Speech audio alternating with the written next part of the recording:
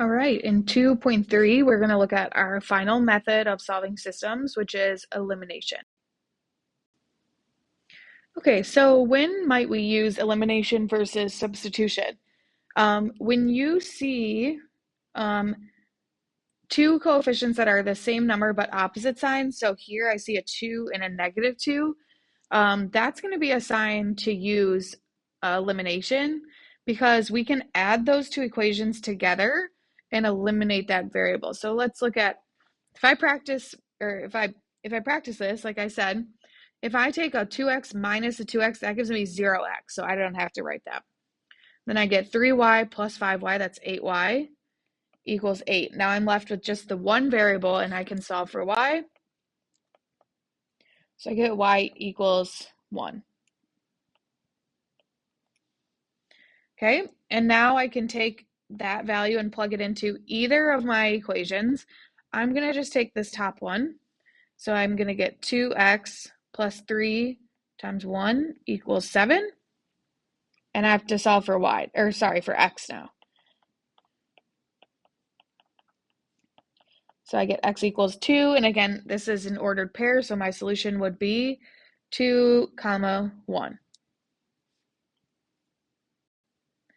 Okay, here's another example. These don't have opposite coefficients. I see an x and an x. So what we can do is we can multiply one of these equations by something that makes us able to use elimination.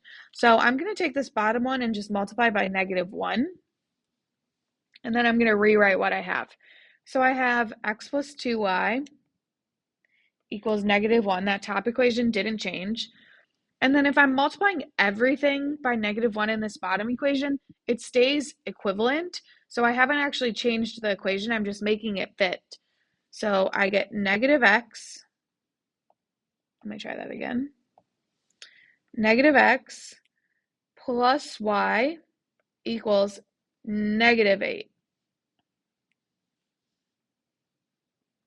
So now again, x minus x is 0. I get 2y plus y, that's 3y. And -1 plus -8 is -9. Just divide by 3. So I get y equals -3. And now I'm going to take that and plug it in. Again, I'm just going to use this top one. So I get x plus 2 times -3 equals -1.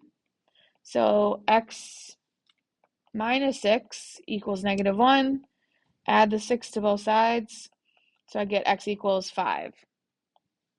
And again, this is an ordered pair. So my final answer is 5, -3. Let's look at one more. If we look at this one, we don't see any matching coefficients.